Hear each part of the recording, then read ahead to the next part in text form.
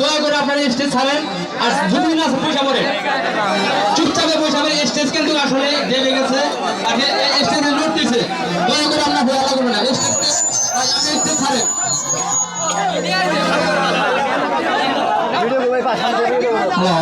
মধ্যপুর মিলন বাজার উপলক্ষে আপনাদের সম্মুখে এখন গান গাইবেন যার অপেক্ষা করছেন এতক্ষণ ধরে সেই কারিয়া এখন আপনাদের মাঝে গান পরিবেশন করবেন।